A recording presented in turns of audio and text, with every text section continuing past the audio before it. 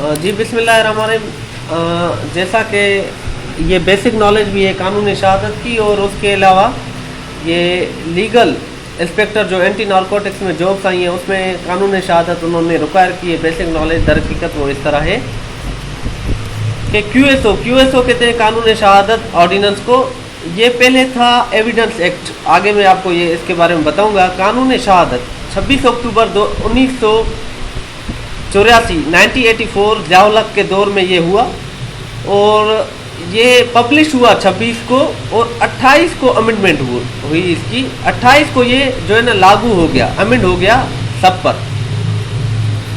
आगे चलते हैं। ये 30 मुहर्रमुल हराम 1405 थी जब कानून शहादत मुकम्मल राइज हुआ। 166 166 इसके आर्टिकल हैं। इसका अदर नेम अगर आपसे कोई पूछे तो लॉ ऑफ एविडेंस इसे कहते हैं। किस मुल्क में लागू होता है? ये लागू होता है पाकिस्तान में। और इसका लॉ स्टेटस क्या है? डिस्क्रिमिनेशन लॉ इन फोर्स, इसको लॉ इन्फोर्समेंट डिस्क्रिमिनेटरी पर इसको लागू करेंगे। इसका टाइप क्या है? एविडेंस। आगे चलते हैं। वो ऐसे है कि एविडेंस एक्ट 1872 जो था उसे रिपील करके उसे ख़त्म करके कानून शहादत 1984 लागू किया गया, जिसका असल मकसद हदफ ये था कि इसको डॉक्यूमेंट्री में किया जाए और इस्लामिक कवानीन लाजिम हो। तो ये कानून शहादत order was made by president Zia ul Haq 1984।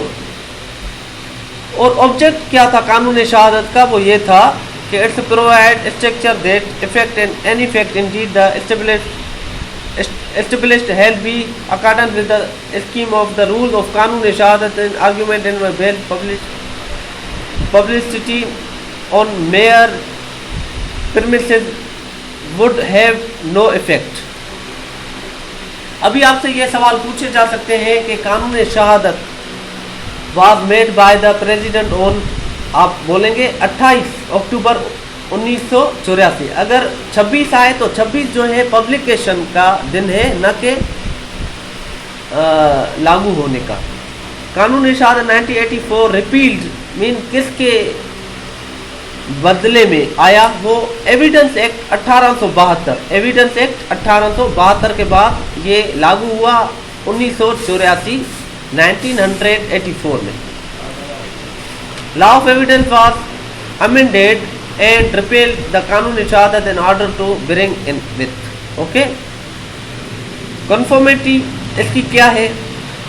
वो ये है कि इंजेक्शन ऑफ कुरान एंड सुन्ना, कुरान और सुन्ना के तहत ये चीज़ें लागू होंगी। कानून शहादत 1984 के 166 आर्टिकल हैं। कानून शहादत does not apply in tribunal proceeding in arbitrator. ये आर्बिट्रेटर की जो कोर्ट है उसमें अप्लाई नहीं होगा, बाकी सब जहां भी होंगे। आर्बिट्रेटर हम कहते हैं जहां पर कोई जिरगा वगैरह हो उसे हम आर्बिट्रेटर कहते हैं। कानून शहादत was bound on the determined competency of witness. ये जो गवाही देते हैं उसकी बुनियाद ये कहाँ होगा? ये होगा कोर्ट में। आर्टिकल नंबर 2 कानून शहादत डिफाइन करता है उसकी डेफिनेशंस को। ये सवाल लाजिम आएगा। All statement which court permits and required to be made before the witness in relation to matter of fact under inquiry such statement is called oral evidence.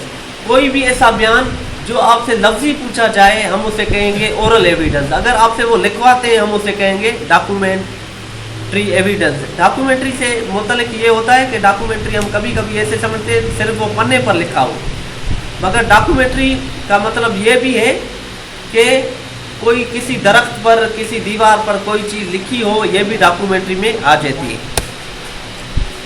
अभी चलते हैं कानून शहादत का वो कौन सा आर्टिकल है जो एविडेंस को डिफाइन करता है। वो है 2 subsection C। The term fact कहाँ पर डिफाइन किया गया है? डेफिनेशन में article number 2 sub article number D। आगे चलते हैं। कोई भी ऐसी चीज़ any thing state of thing or relation of thing capable of being perceived by the sense is called fact.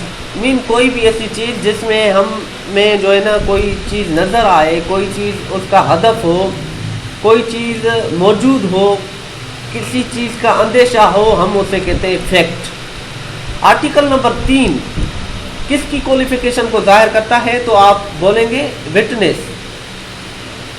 और यहाँ पर एक आपको ऑप्शन देगा कि हुदूद केसेस में जो विटनेसेस होते हैं वो मेल होते हैं, फीमेल होते हैं, तो आपने करना है कि मेल होता है।